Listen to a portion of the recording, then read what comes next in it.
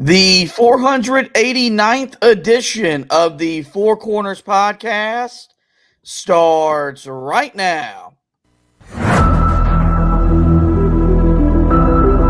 This is the Four Corners podcast.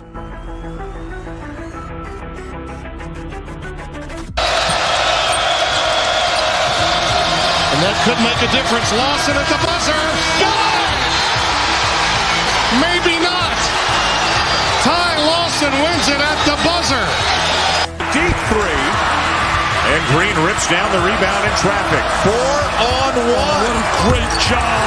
What a terrific job in transition. I mean, you couldn't plan that any better as a coach.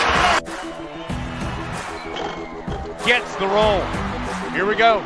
Page has it. Carolina down one. 84-83. Page into the front court with 4 seconds. Page to the rim. Got it! Good. Got it! 9/10 of a second to go. Inbounds. Washington gets it to Warren. His full court shot. No good. Marcus Page baby. Does it for the Tar Heels. Carolina wins it. Don't force it if you're Goss. Comes in. Blocked by Meeks. Buried up ahead to Jackson. And he tucks it down for the 5-point lead. Matthews off the mark. And this year, the confetti is going to fall for North Carolina. They're not going to be denied this time. Inside 30 overall. Love, top of the key. Oh! Big time delivery. Here are your hosts, Josh Marlowe and Anthony Pagnotta. Hello and welcome into another live edition of the Four Corners podcast. We are powered by Carolina Electrical Services. Josh and Anthony, we're live with you here on a Saturday night. You know, roughly about, 4.5 hours after Carolina secures its most dramatic victory of the season. They outlast Boston College in overtime to improve to 13-8 on the year and 6-3 in the ACC. And we're here to talk about it because the game was a lot closer than it should have been. It was not the performance we were looking to see from Carolina, but at the end of the day, with their backs against the wall and needing to find a way to win, this team did that. And that's something they have not done throughout the majority of the season, but they were able to do that today, keep their season alive, keep their postseason hopes alive. And so we're going to talk about everything that needs to be talked about coming out of this game. We got the quote from Hubert Davis. I have my stat of the game for you guys, a bunch of thoughts and takeaways, and, of course, a game ball will be handed out at the end of the show. But we'll go ahead and jump right into this full-blown recap. As I mentioned, Carolina wins 102-96. It's their 18th win in the last 19 matchups against Boston College. But with 25 seconds or so to go, looked like Carolina was going to get beat. They were down 89 to 85, needing, a miracle to not only win the game, but really keep this season above water. And that's when Seth Trimble showed up. He scored the last 4 points of regulation. Carolina got a 5-second turnover on an inbounds after full court pressing because they had no choice to when they needed to force a turnover. And that was able to force overtime. And we almost did get to overtime because Carolina forced another turnover with less than 2 seconds to go. And R.J. Davis got a clean look from behind the three-point line with a chance to win it in regulation. But ultimately he was off on that shot. But in the overtime period, Carolina played their best of minutes, 5 minutes of basketball of the game. They outscored BC 13-7. They were perfect from the field, going 4-4. And more importantly, they held Boston College scoreless over the final 2 minutes and 10 seconds. So I've got some more stats to add context to this, but I'll get to those in just a minute. This team needed to win today. And where they are right now, how it looks isn't as important as long as they win. Like, there are some teams that how it looks matters. For Carolina, where they are, winning is right now the most important thing because with what their schedule has up ahead, if they win the games that lie in front of them, then the stuff that we have to worry about come March it'll ultimately carry itself over, and it'll work itself out. So as disappointing as it may be to look at the way Carolina played, the fact that the game was closer than it probably should have been, I do think it's okay for a Carolina fan to maybe not be excited, but to understand that this team found a way to win and execute late. And that's something this team has not done consistently. And that's a big reason why they are where they are in terms of their NCAA tournament footing as we enter the last week of January and get closer and closer to February.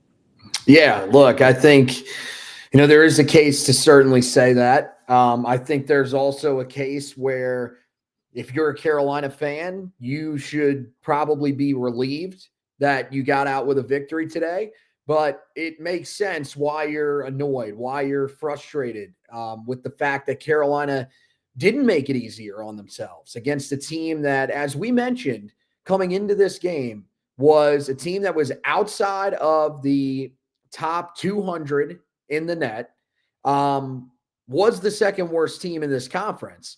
And you had to, through miracles, find a way to get to overtime. So I think there is certainly reasons to be relieved that, hey, man, we found a way to get out of there, pull out a victory that at one point looked like it wasn't going to happen. But at the same time, yeah, you should be frustrated a little bit with what this Carolina team showed you today, because defensively it was just a poor effort. Carolina's got to be better than that, especially against better offensive teams that you're going to see here in this next stretch of games. We're coming into the most important stretch of Carolina's season this year.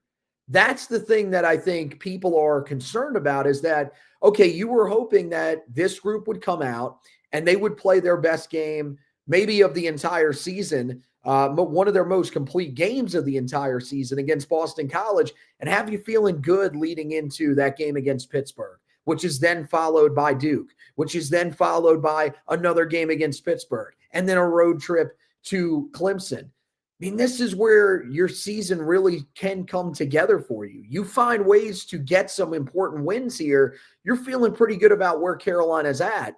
But today, I just don't know if that was the type of performance that inspires a lot of confidence into you that Carolina can get that done. And I think that's what's so frustrating, is that we've had wins against lesser opponents in this conference that have allowed Carolina fans to feel like going in, okay, we feel pretty good about where Carolina's at going into their next matchup.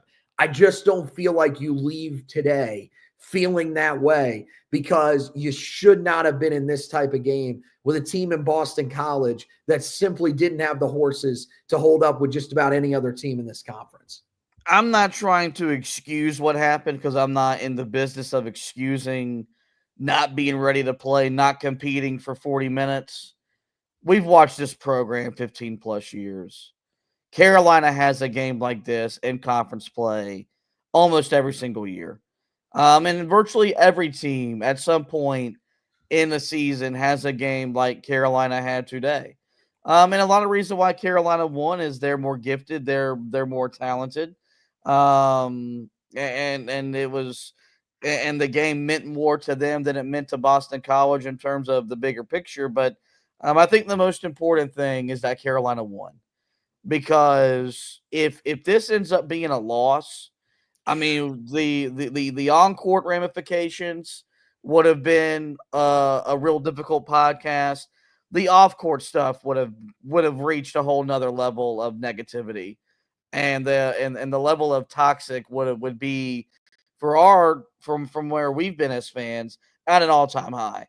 And not saying that wouldn't have been deserved, but I think Carolina can at least shelve some of that stuff for at least another game. I mentioned I have some more context for stats for what this means, what this win means, and how Carolina got it. It's the first time they scored 100 points or more in an ACC game that went to overtime, so they won back at Clemson in 2008. The Heels are now 6-1 all-time in ACC games when they score 100 points or more in games that go to overtime. And then a nice analytic note, I got this from Daggum Box Scores on Twitter. This is just the 8th win for Carolina since 2007, 2008, while allowing 1.20 points per possession or worse. Carolina is now 8-36 in games where they allow that type of offensive efficiency for the opponent. But it came on a day where Carolina had their offense ready to go and play and function at a high level, arguably the highest level we've seen them over the course of the entire year. We'll take a look at the box score. It's very pretty for both teams. Carolina shot 56% from the field. They were 35 of 63. On the other side, Boston College was 36 of 68. They shot 55%. Carolina 6 of 16 from 3, 38%. But on the flip side, Boston College 14 of 24 from behind the three-point line for a whopping 58% from long range. A big difference in the game, a reverse from what we saw in the loss on Tuesday at Wake Forest. Carolina got to the foul line 33 times. They were 26 of 33 for 79%. On the flip side, Boston College was 10 of 14. They were 71% from the foul line. Another clean game for Carolina in terms of turnovers. Just 8 miscues for the Heels led to 12 points for Boston College. 9 Boston College turnovers led to 13 points for Carolina. The Heels won the rebounding battle 36-23. They won it 24-17 on the defensive glass, and then they were plus 6 on the offensive glass, 12-6. They outscored Boston College in the second chance category 12-6. It was 11-7 in second chance points. Bench points 27-19 in favor of Carolina. A big part of that was Jalen Washington, who we'll talk a lot about here moving forward, had 18 points off the bench. Points in the paint favor Carolina 58-42. Fast break points in favor of Carolina 12-2. Carolina had 16 assists on 35 made baskets. Boston College 20 assists on their 36 made baskets. And the game was tied 16 times. There were 10 lead changes. And all in all, Carolina led for 21 minutes and 57 seconds. We'll now get to the quote of the game from Hubert Davis. He said after the game, quote, "For the last 18.6 seconds and for overtime, we were locked in defensively. We got the stops that we needed, the deflection, the steals that we needed to be able to get us back in the game and eventually win it," end quote. The defensive performance today, I think, is, for all things considered, the opponent, the magnitude of the game, is the worst defensive performance we've seen Carolina put together this year. And that's saying something because this team has played pretty poor defense at times. If this was a high potent Boston College team that could score the ball at will, and we could have maybe felt this type of game coming, that's one thing. This team entered the games averaging 69 points per game as a team. That ranked 301st nationally as of Friday morning. You're talking about a team that their only higher season scoring total in regulation came against Dartmouth. And they come into your building, in your arena, where the last time you played, you got beat. You know how much you need this game before this next 4-game stretch, which is going to define your season one way or another. And you give up 89 points in regulation, and you give up 96 for the game. But with that being said, it was as much Carolina's defense that won in the game as it was their offensive execution. You get the 5-second turnover after you full court press. You then force another turnover after you tied the game in regulation. And then in overtime, you held them scoreless over the final 2 minutes and 10 seconds. You finally had some sort of resistance inside the painted area. And I think that just was what really added to the complexion of today's game, is that Carolina did not play well defensively from start to the 39-minute, 40-second mark of the game, but the last 5 minutes and 20 seconds, the last 20 seconds of regulation and the whole 5 minutes of overtime was as much as any reason why they emerged victorious. And is just another latest example of this Jacqueline High team we're knowing the 2024-2025 Tar Heels to be.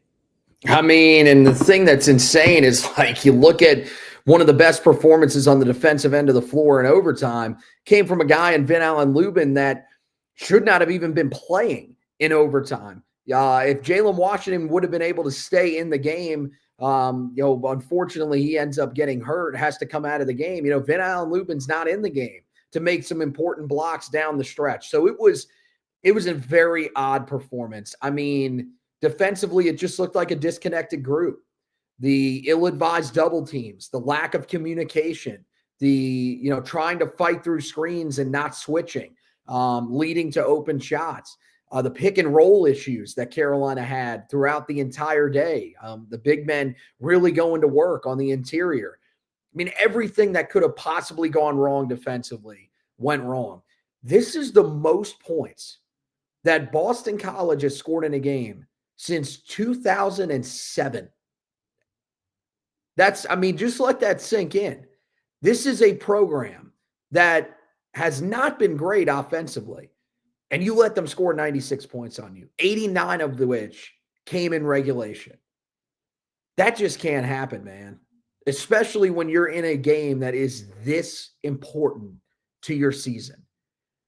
You cannot play that poorly defensively. And the thing that was maddening was that it didn't seem like the players were getting angry and trying to adjust anything. But more importantly, your head coach was not adjusting what he was seeing on the floor. There was not a push to press until the very end of the game where you had no choice but to actually do it. And it doesn't make sense. They did it a little bit early in the game. Cade Tyson came into the game for some ungodly reason. And the minute that he entered the game, Carolina had one rough possession where they weren't able to double all that successfully. It led to a basket. And they just said, look, we're abandoning it. I don't really understand that mindset from Hubert. Every other time it's been very effective. And you saw again today down the stretch when you needed it to be effective, when it needed to cause havoc, when it needed to cause, the 5-second violation or a turnover, it did. The hope is that wakes him up and makes him realize that, again, you don't have to do it the whole game. That's not what we're asking. But if you're in a close game down the stretch, especially a game like today's game, where you had 3-4 team fouls down the stretch, man, you're not in foul trouble. Let's press. Let's force them into mistakes. If they draw fouls, whatever. But at least we're being aggressive. Because here's the thing. Every time that we've done this, it's been successful and they really don't foul. So unless you think that the refs are really going to tighten the whistle up that much late in the game, it doesn't make sense why you do not use it more. And that's where I think the frustration has to lie for this game. Yes, the players did not execute the way that they needed to. And hopefully that's something that's going to change. But more importantly, your coach did not make the adjustments that he needed to make. And that's a big part of the reason why this game wasn't as comfortable as it should have been for Carolina. Yeah, I think if Carolina gets beat today, we're having another conversation about Hubert Davis getting out coached in a situation where he should not be. And Earl Grant, we've over the years we've really defended him and the job that he's done at a school that is now, I think, as impossible as any power conference school in college basketball to win at. But the head coach at Boston College should never outcoach the coach at North Carolina. Yeah. And for 39 minutes and 40 seconds, that's what Earl Grant did. I think if you, and we were at the game, which is why we're recording as late as we are, yep. Watching Hubert's body language today, I think it was a coach that was very much aware that his team was not where it needed to be mentally. And we would see Roy Williams when Carolina would have these types of games just let his kids figure it out and almost just kind of punish them. And so I think that, and I imagine Coach Smith was the same way. And that's who, Hubert played for. And then Roy Williams is the guy that he got mentored by. But I think in a game like this where you had everything to lose and nothing to gain, there needed to be a sense of urgency from the bench that got communicated to the players. And I don't think that really did not show up until it was a 4-point game with 18 seconds to go. And 19, 20, 21,000 people are in the gym saying, are we really about to do this? And it was very much on the table. But again, you have to give credit where credit's due. This team found a way to win. And that's all that matters. Winning is the only thing that matters for this team. I would love to talk about how it looks sometimes. And because those conversations can be a lot more entertaining. They can be a lot more fun. That's not where we're at right now. Like last year, talking about how Carolina won was fun because Carolina won and they won at a high level. And they were never in danger of missing the tournament. That's not where we are. Like, as long as Carolina wins with where they are metrically, then they're going to be fine in terms of solidifying themselves as a tournament. But there are things to be concerned about from a mindset point and from a coaching standpoint as we get ready to kick off or tip off the next 4 games that are going to be very pivotal in the terms of how Carolina's season ultimately plays out. Stat of the game, I went with the free throw shooting. Carolina was plus 16 in terms of makes. They were 26 of 33 from the foul line. They shot 79%. And then on the flip side, Boston College, 10 of 16. They shoot 71%. So Carolina plus 16 in makes, plus 17 in attempts. Big turnaround from where we were on Tuesday night, where Hubert Davis was, I think, mad at the officiating in the game at Wake Forest, but also mad at his players for not being aggressive enough. And I think the most important part about this game is not that you got to the foul line, but you made your free throws. Because if this is a game that Carolina goes 21 of 33 from the foul line, it's a different result. And it looked like it was going to be like that early in the day because they started 1 of 4 from the foul line. And then they settled in and really got into a nice rhythm. Cadeau 5 of 8, RJ 8 of 8, Trimble 7 of 8, Ian Jackson 1 of 3, Van Allen Lubin 1 of 2. Those were your 5 starters off the bench. Jalen Washington was perfect. He went 4 for 4. So the 2 missed free throws by Jackson felt big because those are the types of incidents that take place in a ball game that usually, like, okay, when that happens, you're probably not going to win. Or when, Boston College made 3 straight threes at one point and 2 of them were well defended. Like, it just put that feeling in the gym that this is not going to go our way. And let's be very mindful of something. The players know that. Like, the players respond to that. I'm not saying that's right or wrong. Like, it's your job as a player to play through it. It's your job as a coach to coach through it. I thought the players reacted to the way we reacted as much as any game maybe I've ever been at this year. Because when Carolina would defend well for 20, 25, 27 seconds, but the ball would still end up in, whether it be Hand Junior's hands or Brown's hands or Venning's hands, and they made a play and we all groaned, well, then, yeah, those guys are going to hang their head and slump their shoulders when they run back and play on offense. But nonetheless, love the aggressive nature from Carolina. Love that they got to the foul line the way that they did. And more important, they converted at such an efficient level. So with that, we'll now transition into full takeaway mode from this game. And we'll start with the offense because, it was pretty. You shoot 56% from the field, 38% from 3 on just 6 makes, but it felt like every make, the first bucket of the game was an RJ 3 at the top of the key. It felt like every 3 after that, it was a timely three, and it was when Carolina needed that. Those 2 threes in the corner by Jackson in the second half, where Jalen Washington slipped after a ball screen and found him in the corner. Beautiful offense, better execution, and came at times when Carolina needed it.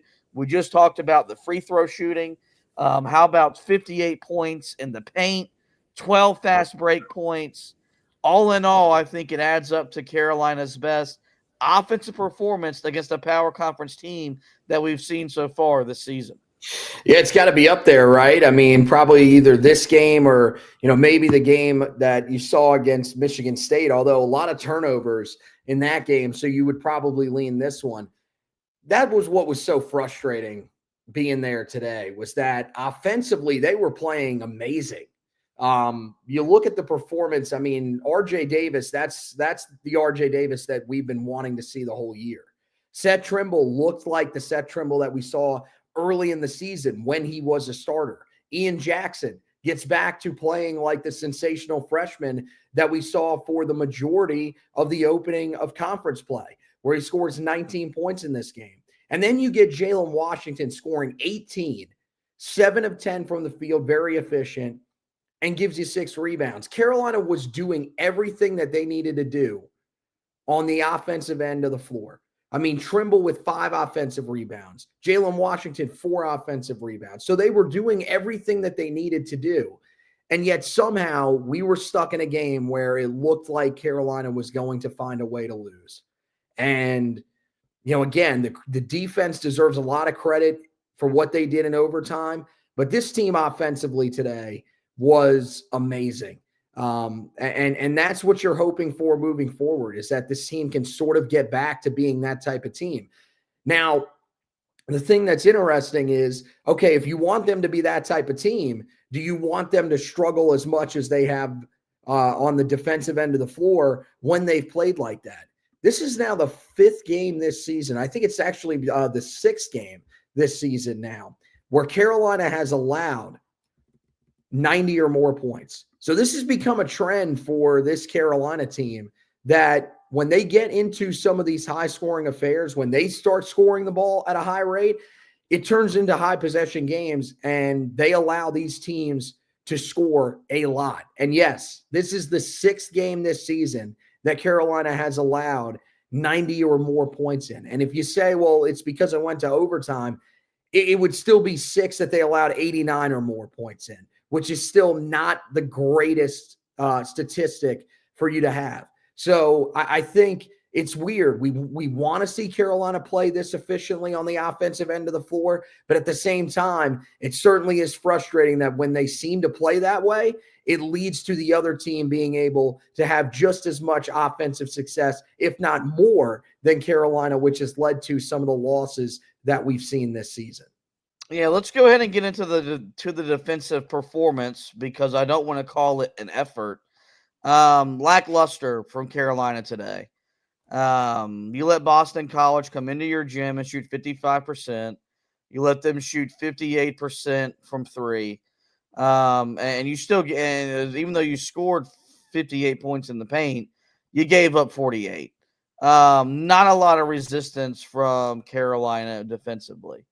And again, if this was Alabama, if this was one of those teams that the box score told, the stat page told you this game was going to be up and down, free flowing, and high scoring, okay, that's not what this was. That's not what this is. This was a team that averaged 69 points per game. And you would have thought that, like, you would have never thought that they looked and played. So, and some of it was they played above their heads. There were some shots that Carolina, there was nothing Carolina could do. The problem is there weren't enough of those shots. Like that was the Stanford game.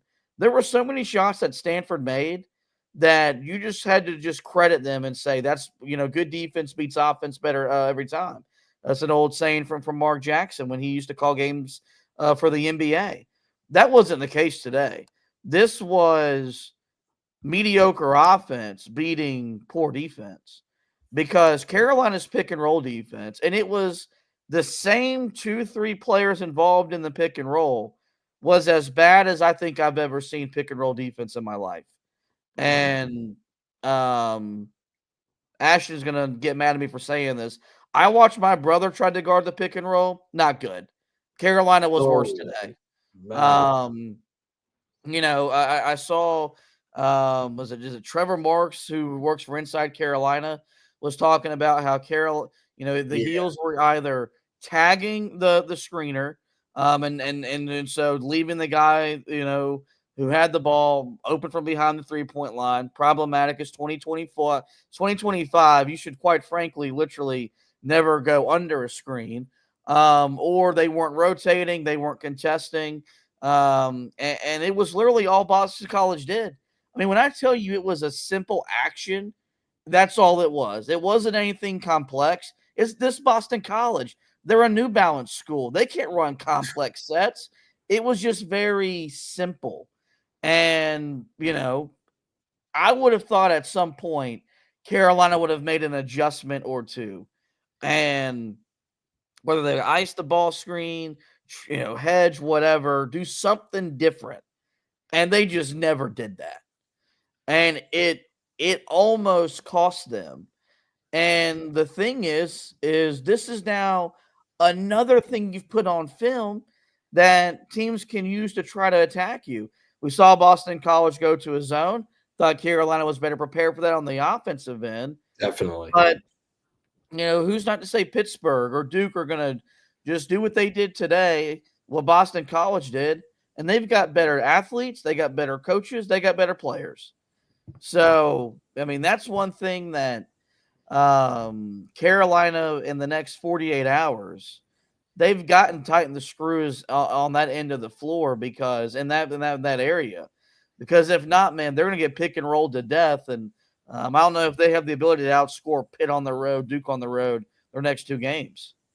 Yeah, I mean, probably not. You would lean in that direction. And, I mean, you look at the guys that went off today. I mean, Deion Brown scores 20 in this game. He came in averaging 6 points a game. Jaden Hastings, the guy who came in after Chad Venning. Look, Venning, good performance in this game. Had 17. That's above his season average, but he's still a guy that averages 12.8 a game, second leading scorer on the team. It's what it is. Hastings came in averaging 3.3 points per game. He scores 8 in this one and scores some important baskets in that second half when Venning was out due to foul trouble. That's the thing that's so frustrating, man, is that it was guys that really haven't necessarily had great seasons that found ways to go off on you in this game. And yeah, Donald Hand Jr. was the guy that was hitting big shots down the stretch for Boston College. Him and Joshua Beadle, two guys that are, amongst the leading scorers on this team. But that was the thing. You let guys settle into a comfort zone and really be able to take over in this game. And you're right. There was never an adjustment that was made on that end of the floor. And yes, part of it is coaching, but the other part of it is guys just having to execute. Guys on the floor just being better at doing the things that they are supposed to do. Constantly going under ball screens is something that it doesn't matter what you put in place. If you're doing that the entire game, it's going to underscore anything that the coaches are drawing up for you on that end of the floor. You've got to be able to take care of your assignment, and you've got to be able to stick with them. And Carolina, way too many times today, leaving guys open. And you go back, that really started in the Stanford game. We thought that Carolina had sort of turned a corner defensively.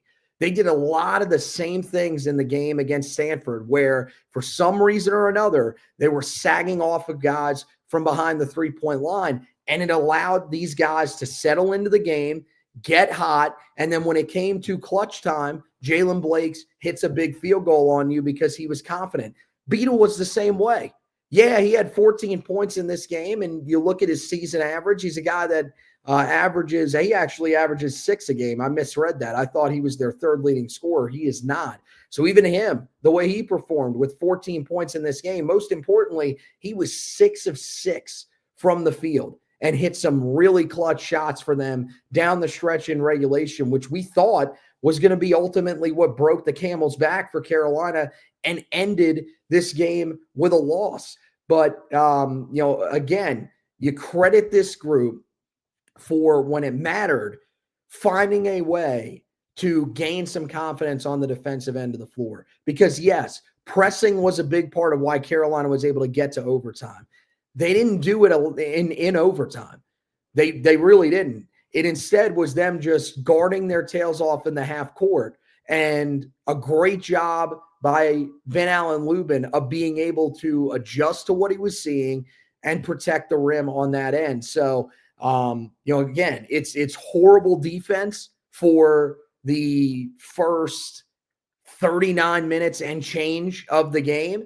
But when you needed it the most, Carolina found a way to rally in those final 5.5 minutes and come out with the victory because of what they did on the defensive end. All right, let's talk about the big men for Carolina, because 3 of them played. All 3 of them impacted the game in one way or another. Van Allen Lubin actually started. We'll get to that a little bit further here in just a moment. But he got the start over Jalen Washington, 3 points, 2 rebounds, 4 fouls in 13 minutes. But when Jalen Washington went down with that knee injury, we needed him to step up. All of a sudden, Carolina had some resistance, on the interior, was able to get Venning finally out of the game after playing with 4 fouls for what felt like an eternity. And he was a big part of the game-clinching sequence, getting that dunk there to put Carolina over the top. Jalen Washington was simply sensational offensively today. 18 points, 7 of 10 from the field, 4 of 4 from the foul line, and 6 rebounds and 26 minutes off the bench before he eventually got hurt. He told Adam Lucas in the Tar Heel Sports Network postgame show he's fine. He'll be good to go for the game Tuesday night at Pittsburgh. But was a big part of Carolina dominating in the paint like they did today. The tying a career, I think it was the second highest points, the 18 points, I think ties career highs at Tar Heel. And Carolina needed every single one of them. And it felt like, he got some big buckets, some big offensive rebounds as well. And so got to give him a bunch of credit. After getting moved to the bench, I thought he responded very positively. And then Ty Claude, a guy who, has not played a lot in ACC play, but played 6 minutes today, had 2 points, grabbed 2 rebounds. Hubert Davis told Jones Angell his energy changed the game, and his effort changed the game. And I thought a good move by Hubert. When you had to go to somebody, you had to try something different. That was the one thing that he did. And Ty Claude, who, as I just said, has not played a whole lot, was there to answer the bell and was active and was diving on the floor for loose balls and running the floor hard and just making things happen. So, this front court, it felt like they had regressed in the losses.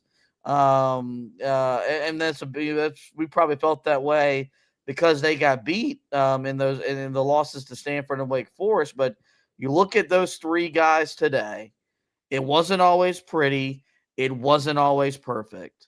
But every single guy contributed in a big way to help Carolina win. And that's all we're asking from this group. Like, it's hard for us to ask Jalen Washington to do what he did tonight every single game. If he was capable of doing that, A, I think he'd be doing it more often. And B, Carolina would not be in the position where they're at. But we need them to impact the game. We need them to be difference makers. That's been the problem all year long. When Carolina's gotten dominated in the paint, and look, Venning today was a handful.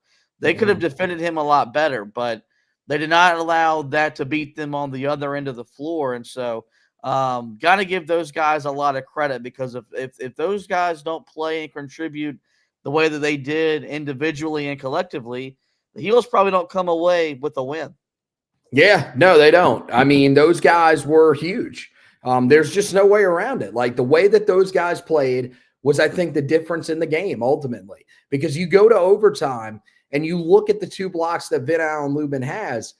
Those are really game changers for Carolina, because if those buckets go in for Boston College, we're talking about this game coming down to potentially a final possession, and who really knows what ends up happening. Instead, it was relatively comfortable in overtime because he did that good of a job at protecting the rim. So credit to Ben Allen Lubin for contesting shots down the stretch. He ends up getting the dunk on the other end to really seal it, which is probably what a lot of people will remember from this game. But fighting through it, even when the other guy that came off the bench was the guy that was really shining. And we sort of said this, maybe that's the role that Jalen Washington just likes, because 18 points, 7 of 10 from the field. The most important thing that he did, though, was hit those 4 free throws. He went to the line that Carolina needed each one of those, and he knocked down all 4. So he handled the pressure incredibly well, did a good job of staying out of foul trouble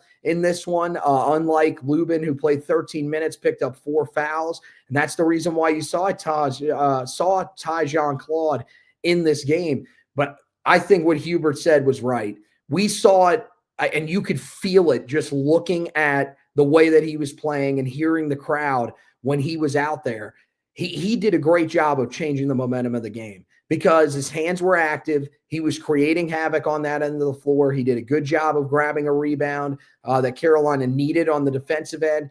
He was just active, and that's what you're looking for from a guy that checks in to a game like that, where on the defensive end of the floor, this team is really struggling. They can't seem to get a stop on the interior. You throw a guy like that out there, all you're asking is, can you change the tide a little bit here? And I think he did that.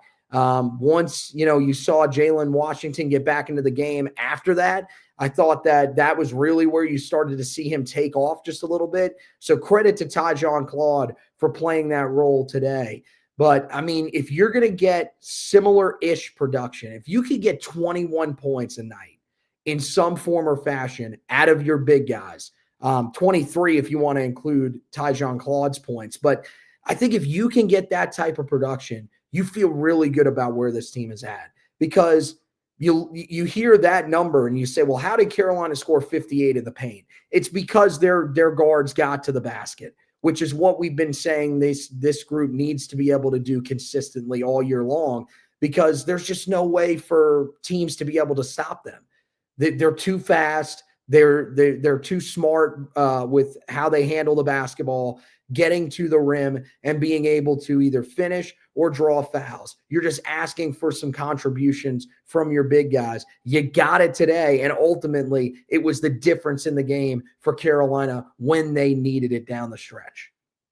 All right, let's get into our discussion topic, which I think is going to cover a couple of different things. Hubert Davis changed the starting lineup, something that we talked about when we previewed the game, an adjustment that could be made if it needed to be made, and it felt appropriate. After back-to-back losses, it just felt like, okay, we need to do something different. And Hubert Davis did that. So the starting 5 today, Elliot Cadeau, RJ Davis, Seth Trimble, Ian Jackson, Ben Allen Lubin. So to the bench go Drake Powell and Jalen Washington. Seth Trimble reinserted back into the starting lineup. Ben Allen Lubin making his first start in quite some time as well. And with what they did offensively, how do you argue with that?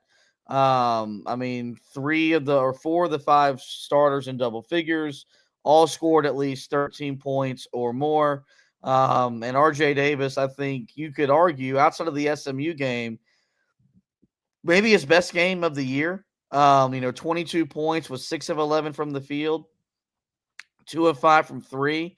Also handed out 5 assists. And did a really good job, drawing 2 defenders and dropping the ball off for a handful of dunks for Jalen Washington in today's game.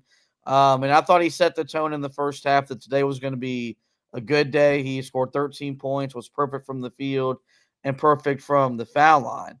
So there is good. But, I do think that Carolina gives up a lot more defensively. Because you don't have Drake Powell, who is Carolina's most, I think, athletic defender, a guy that can guard, the 1 through the 4 at an extremely high level, good ball switcher, all that type of stuff.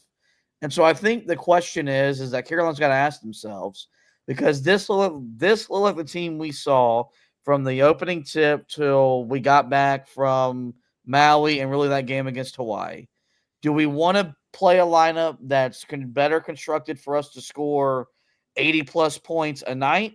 Because that starting five, I think, that's Carolina. I mean, outside of Jalen Washington, because he scored 18 points off the bench, you have those four guards on the floor, man. That's when Carolina's offense at their best. When they're attacking, they're living it. They're trying to get to the rim. They're trying to be in attack mode.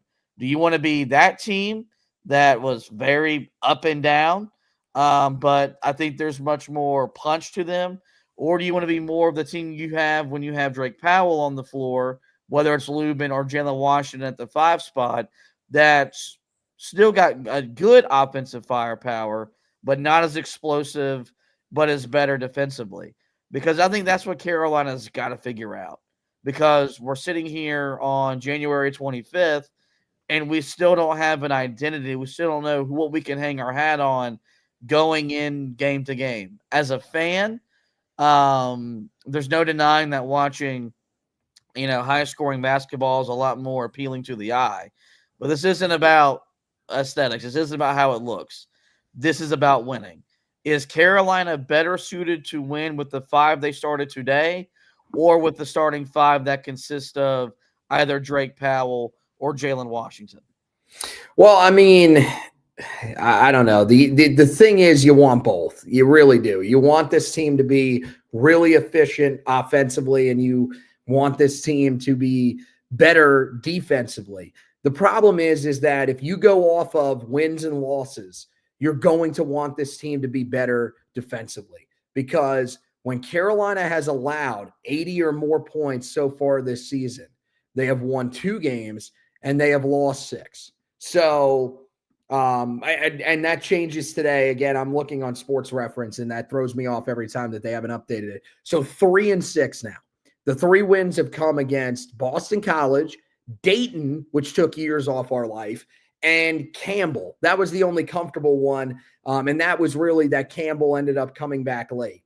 So if you really look at it, I mean, you just refine it. Even if you go to 85 points in a game this season, Carolina has just 2 wins and 5 losses. So I think that's the thing, is that, yes, you want to be great offensively. We love how that team looked offensively today.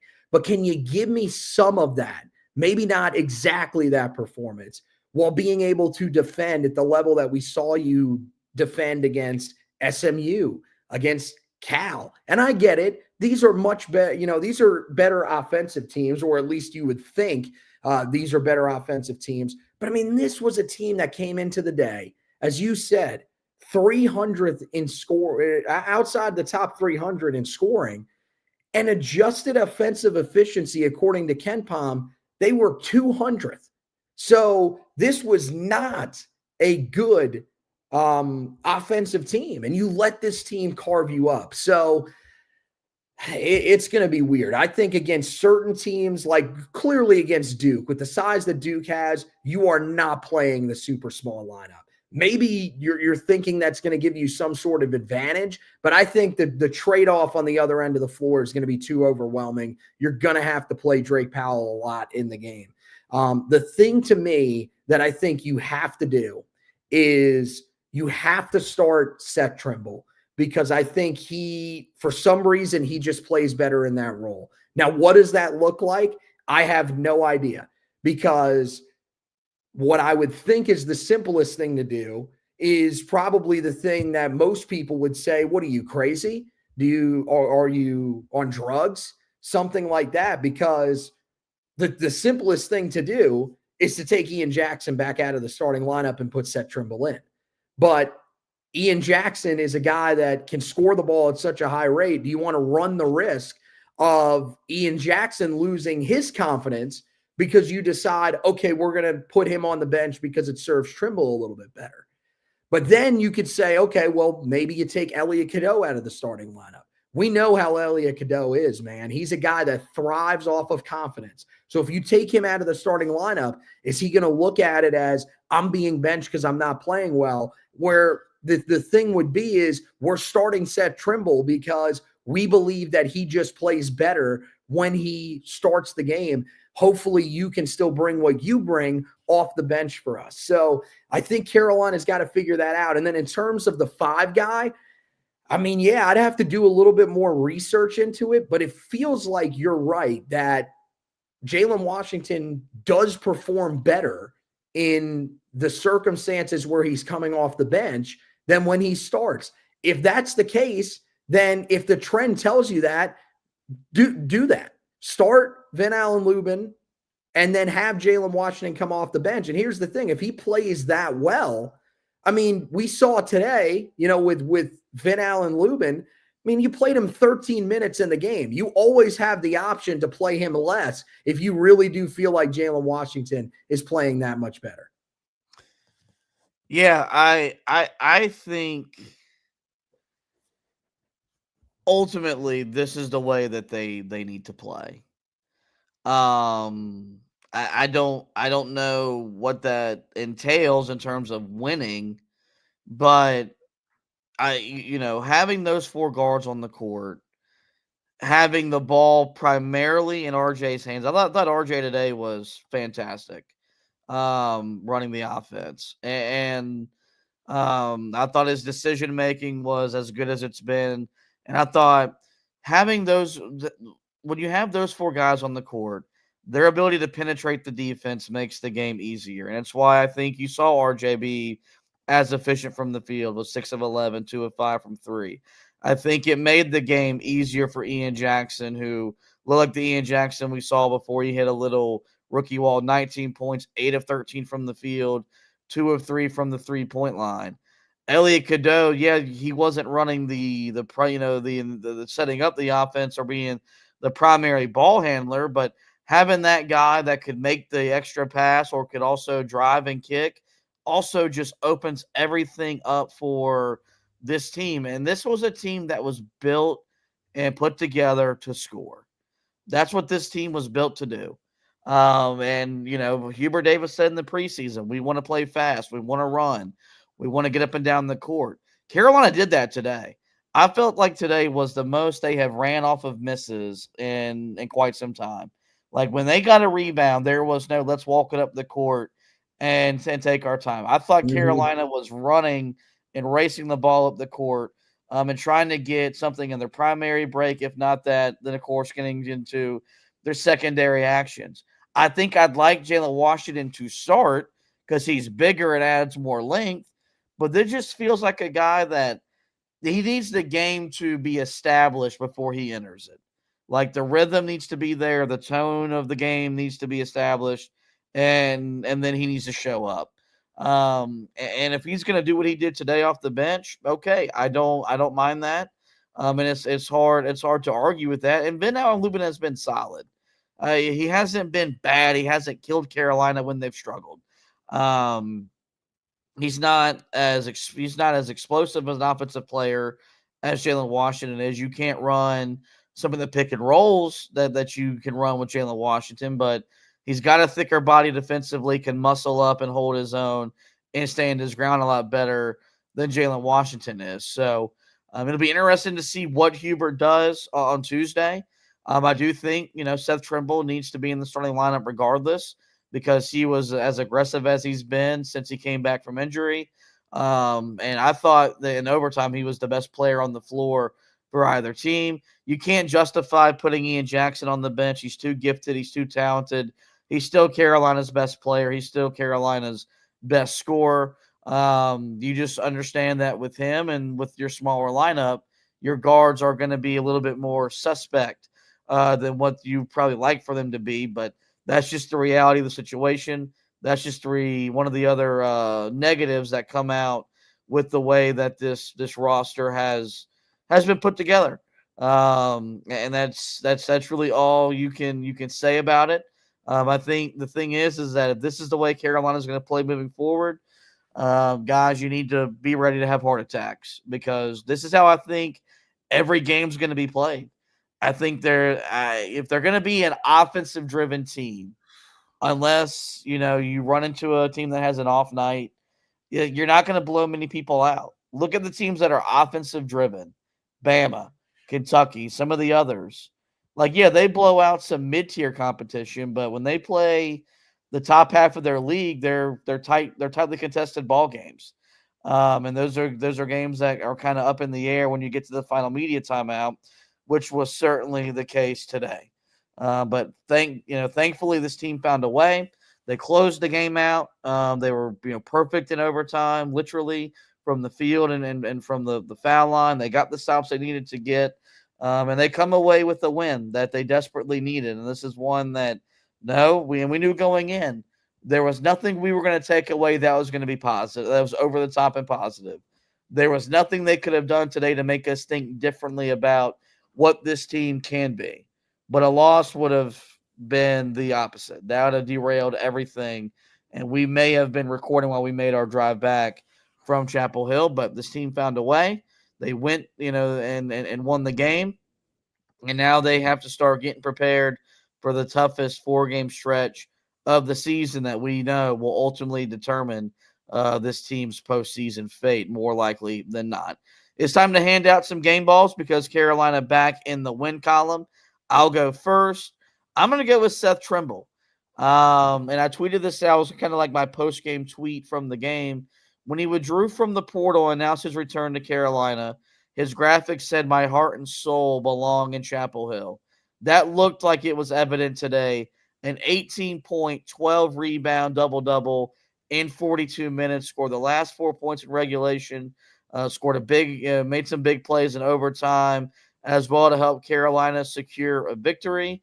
A big game for him in his return into the starting lineup. Seth Trimble gets my game ball for the win over Boston College.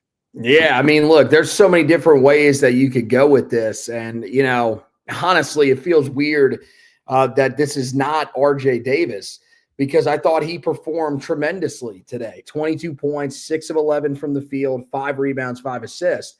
But I got to give it to Jalen Washington, man, because he was just a difference maker in this game. Yes, he wasn't great on the defensive end of the floor, but he found a way to match it on the offensive end of the floor. 18 points, 7 of 10 from the field, 4 of 4 from the foul line, which, as I said, I think was incredibly important. He had 6 rebounds, 4 of which were on the offensive end of the floor, and dished out 3 assists as well in 26 minutes. I thought all around today, he played really, really well for Carolina, and he was a big difference for this team down the stretch of this game, in a game that was just as wild as any of the ones that we have ever been in attendance for. We have caught 2 amazing games the last 2 weekends. One of them, unfortunately, did not go in our favor. This one did, and will be one that we can remember for a while. All right, that's going to wrap up this edition of the Four Corners podcast. In the meantime, guys, we encourage you to visit the website, HeelToughBlog.com. A big day for Carolina football on the recruiting front. Bill Belichick continues to add to the 2025 recruiting class while adding to his coaching staff as well. And Anthony has you covered with all that news on the football side of things. To post the recap article, we valued coming live and doing the podcast before I got the article up. That'll be made available for you sometime tomorrow. It might be in the morning. It might be in the afternoon. So be on the lookout for that. I'll go a little bit more in depth on some of the stats and numbers from Carolina's win against Boston College as I continue to take you through the basketball season. I'll be back on Tuesday getting you ready for the all-important game at Pittsburgh. So be on the lookout for that as well. We just encourage you. The site's still busy. We're active. Visit our website every single day, whether it's in the morning, afternoon, or evening, for the latest and the best Carolina basketball, Tar Heel football coverage. As for the podcast, you guys know where to find us. Every major podcasting platform. Simply search the Four Corners podcast and we will pop up. There, we encourage you guys to rate, review, and subscribe. That way you don't miss any editions of the show throughout the remainder of the season. You might notice there was not a Hubert Davis press conference podcast this week. He did that press conference on Friday. We recorded Friday morning about Caleb Wilson committing. Thought that y'all would value that more so over than the head coach talking. So, that will return next week when he meets with the media before the Duke game. With that being said, the first matchup with Duke is next week. You know, it's one of the biggest weeks all year for the pod. We bring on special guests. I've already got a big one already lined up. Make sure you hit that subscribe button. That way you don't miss any editions of the show throughout the remainder of the season. With that, guys, it is going to wrap up this edition of the show. I do want to thank Anthony once again for hosting with me. We want to thank you guys for watching and listening. And as always, go Tar Heels.